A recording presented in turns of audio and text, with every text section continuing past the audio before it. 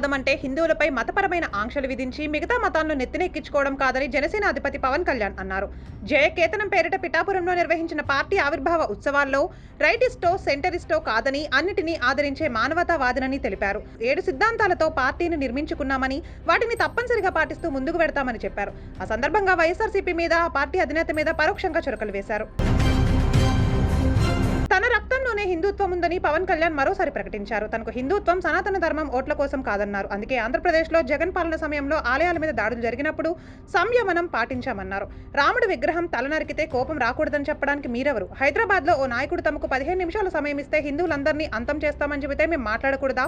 బతుకమ్మను హేళన చేస్తే మౌనంగా ఉండమంటారా? మేము పూజించే పార్వతీదేవి, లక్ష్మీదేవులను తిట్టినా ఏమీ అనకూడదు అంటే ఎలా? ఆ జనరేషన్ వెళ్ళిపోయిందని ఇప్పుడు మేము తప్పును తప్పు అనే చెప్తామని అన్నారు. అల్లాకు, జీసస్కు ఓ న్యాయం, అమ్మవారికి ఓ న్యాయం అంటే కుదరదని ఘాటుగా స్పందించారు. పాకిస్తాన్, బంగ్లాదేశ్లో హిందువులు నిత్యం నరకయాతన అనుభవిస్తున్నా భారతదేశంలో ముస్లింలకు, క్రైస్తవులను గౌరవించడం సనాతన ధర్మం గొప్పతనమన్నారు. పవన్ కళ్యాణ్ తన ప్రసంగంలో సూడో సెక్యులరిజం మీద విరుచుకుపడ్డారు. సెక్యులరిజం అంటే ఎవరు తప్పు చేసినా వారిని శిక్షించడం కావాలని అన్నారు. గోద్రాలో అల్లర్లను ఖండించాలని, అలాగే కరసేవకుల రైలును తగలబెట్టినప్పుడు అలాగే స్పందించాలని ఆయన అన్నారు. ఓట్ల కోసం సూడో సెక్యులరిస్ట్ గా మాట్లాడడం మంచిది కాదన్నారు. ఏ మతం వారు తప్పు చేసినా వారిని ఖచ్చితంగా శిక్షించాల్సిందే అని అన్నారు. త్రిభాషా సూత్రం మీద తమిళనాడు రాజకీయ నాయకులు చేస్తున్న దుష్ప్రచారాన్ని పవన్ కళ్యాణ్ తిప్పికొట్టారు. దేశంలో అన్ని భాషలను గౌరవించాలి అని చెప్పారు. హిందీ తమకు వద్దు అనే తమిళ నాయకులు వారి తమిళ సినిమాలకు హిందీలోకి డబ్ చేయడం మానుకోవాలని చెప్పారు. ఉత్తరాది నుంచి పని వాళ్ళని తెచ్చుకోవడం మానేయాలి అంటూ ఘాటుగా స్పందించారు. హిందీ రాష్ట్రాల నుంచి డబ్బులు కావాలి కానీ వారి భాష మాత్రం వద్దంటే ఎలా అని ఆయన ప్రశ్నించారు. సంస్కృతంలో మంత్రాలు చదవకూడదంటారు. ఇస్లాం ప్రార్థనలు అరబిక్ లో ఉంటాయి. హిందువుల మనోభావాలు మాత్రమే దెబ్బతీస్తారెందుకు అని నిలదీశారు. రూపాయి చిహ్నాన్ని రాష్ట్రానికో పద్ధతిలో వాడితే దేశానికి మంచిది కాదు అని చెప్పారు. మాట మాట్లాడితే దేశం నుంచి విడిపోతాము అంటే దేశం ఏమైనా కేకు ముక్క అని ప్రశ్నించారు. ఉత్తరాదికి దక్షిణాదికి తేడా లేదు అని చెప్పారు. భాషం భావం వేరు అంటూ దేశాన్ని విడగొట్టాలని చూస్తే సహించేది లేదన్నారు. రాజకీయ వైరుధ్యాలతో దేశాన్ని విచ్ఛిన్నం చేయకూడదు అంటూ స్పష్టం చేశారు. నియోజకవర్గాల పునర్విభజన విషయంలోనూ డీఎంకే నాయకులు చేస్తున్న తప్పుడు ప్రచారాన్ని పవన్ కళ్యాణ్ విమర్శించారు. అసలు ప్రకటన రాకముందే రాజకీయాల కోసం విషయాన్ని పెద్దగా చేయడం, లబ్ధి పొందాలని చూడడం సరికాదని చెప్పారు. దక్షిణాదిన నియోజకవర్గాలు తగ్గిపోతాయంటూ తప్పుడు ప్రచారాలు చేస్తున్నారని కేంద్ర మంత్రి కిషన్ రెడ్డి మండిపడ్డారు. ఇప్పటిదాకా కేంద్ర ప్రభుత్వం దగ్గర అటువంటి ప్రతిపాదన లేనేలేదని ఆయన స్పష్టం చేశారు. కాంగ్రెస్ పార్టీ, డీఎంకే, కమ్యూనిస్టుల, మజ్లిస్ పార్టీల నేతలు కావాలని ప్రజలను తప్పుదారి పట్టిస్తున్నారని ఆయన తేల్చి చెప్పారు. భాషల పేరుతో ఉత్తరాది, దక్షిణాది అంటూ వెడగొట్టే ప్రయత్నాలు జరుగుతున్నాయని, ఇటువంటి తప్పుడు మాటలు నమ్మవద్దని కిషన్ రెడ్డి హితవు పలికారు. చిత్తూరు జిల్లా కాణిపాకం వరసిద్ధి వినాయక స్వామి ఆలయం ఎగ్జిక్యూటివ్ అధికారి తాజాగా తీసుకున్న నిర్ణయం భక్తులను ఆనందాశ్చర్యాలకు గురిచేసింది. స్వామిని దర్శించుకోవడానికి వచ్చే భక్తులతో మర్యాదగా వ్యవహరించాలని ఈవో పెంచల కిషోర్ ఆలయ అధికారులను, సిబ్బందిని ఆదేశించారు. భక్తులను గణేశ అని పిలవమని సూచించారు. వారికి స్వామివారిని ప్రశాంతంగా దర్శనం చేసుకునే అవకాశం కల్పించాలని సూచించారు. సమీక్ష సమావేశంలో ఈవో అధికారులు అర్చకులకు ఈ విధంగా సూచనలు జారీ చేశారు. దూర ప్రాంతాల నుండి వచ్చే భక్తులకు స్వామి దర్శనం వీలైనంత వేగంగా జరిగేలా చూడాలని ఈవో కిషోర్ ఆలయ నిర్వాహకులకు సూచించారు. పరిస్థితిని బట్టి క్యూ లైన్లను సర్దుబాటు చేస్తూ వీలైనంత ఎక్కువ మంది భక్తులకు త్వరగా దర్శనాలు చేయించాలని చెప్పారు. మొబైల్ కౌంటర్లు, టికెట్ కౌంటర్ల దగ్గరకు వచ్చే భక్తులను గణేశ అంటూ సంబోధించాలని చెప్పారు.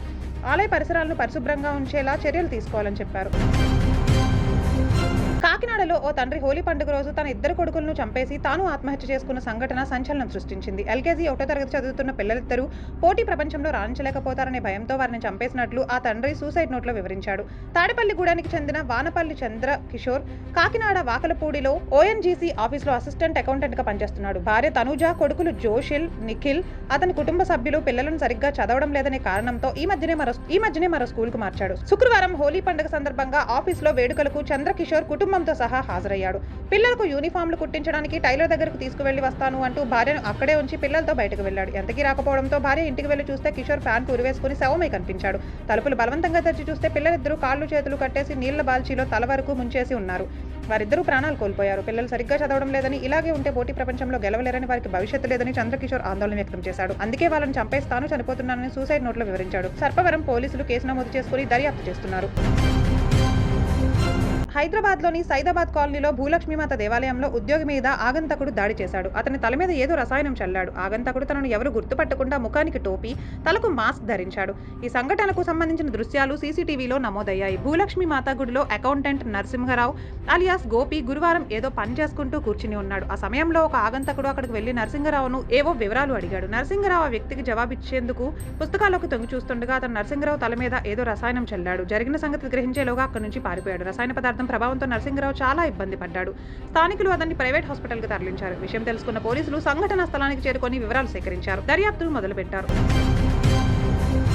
ఏప్రిల్ 6 శ్రీరామనవమి నాడు సీతారాముల కళ్యాణోత్సవం నిర్వహణకు భద్రాచలం శ్రీ సీతారామచంద్ర స్వామి ఆలయం ముస్తాబవుతోంది. శ్రీరామనవమి ఏర్పాట్లను శుక్రవారం ఫాల్గుణ పౌర్ణమి సందర్భంగా వేదోక్తంగా ప్రారంభించారు. ఈవో రమాదేవి పర్యవేక్షణలో స్థానాచార్యులు స్థల సాయి ప్రధాన అర్చకులు విజయ రాఘవన్ నేతృత్వంలో ఉత్తర ద్వారం వద్ద పసుపు దంచే కార్యక్రమం నిర్వహించారు. తలంబ్రాలను సిద్ధం చేశారు. తానిషా కాలం నుంచి వస్తున్న సంప్రదాయం మేరకు కుంకుమ, పసుపు, సుగంధ ద్రవ్యాలు, గులాబీ అత్తరుతో గులాల్ సిద్ధం చేశారు. పేడి మండపం దగ్గర స్వామివారికి అభిషేక మహోత్సవం నిర్వహించారు. స్వామివారి ఉత్సవమూర్తులకు డోలోత్సవం చేశారు. గోటి తలంబ్రాల తయారీలో భక్తులు పాల్గొన్నారు. కళ్యాణోత్సవ తలంబ్రాలను నేరుగా తీసుకోలేని భక్తుల కోసం కొరియర్ ద్వారా అందించే ఏర్పాట్లు చేశారు. భద్రాద్రి టెంపుల్ వెబ్సైట్ ద్వారా తలంబ్రాలకు ఆర్డర్ ఇవ్వచ్చు. 60 రూపాయలు చెల్లిస్తే ముత్యాల తలంబ్రాలను పోస్ట్ ద్వారా ఇంటికే పంపిస్తారు. మరోవైపు భద్రాచలం టెంపుల్ ఇన్ఫర్మేషన్ యాప్ ను ఆలయ ఈవో రమాదేవి ఇతర అధికారులు ఆవిష్కరించారు. ఈ యాప్ సేవలు 10 రోజుల్లో అందుబాటులోకి వస్తాయి. శేషాచలం అటవీ ప్రాంతంలో ఆక్రమణలు, అక్రమ నిర్మాణాలపై తిరుమల తిరుపతి దేవస్థానం ఓ నివేదిక సిద్ధం చేసింది. ఓ పిటిషన్ విచారణ సందర్భంగా తిరుమలలో అక్రమ నిర్మాణాలపై ఆంధ్రప్రదేశ్ హైకోర్టు కొద్ది రోజుల క్రితం కీలక వ్యాఖ్యలు చేయడంతో అధికారుల్లో చలనం వచ్చింది.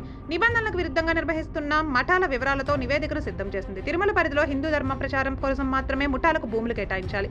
కొన్ని కేటాయింపుల్లో అక్రమాల కారణంగా తిరుమల పచ్చదనానికి హాని కలుగుతోంది. మఠాలకు భూముల కేటాయింపు మీద ఓ వ్యక్తి హైకోర్టులో పిటిషన్ వేశారు. దాని విచారణ సందర్భంలో ఏపీ హైకోర్టు తిరుమలను కాంక్రీట్ జంగిల్ గా మార్చరాదని సూచించింది. ఉక్రెయిన్ సైనికులు తమకు లొంగిపోతే ప్రాణాలతో ఉంటారు అంటూ రష్యా అధ్యక్షుడు పుతిన్ హెచ్చరించారు. శాంతి చర్చలు మొదలైన వేళ పుతిన్ చేసిన హెచ్చరికలు ప్రాధాన్యం సంతరించుకున్నాయి.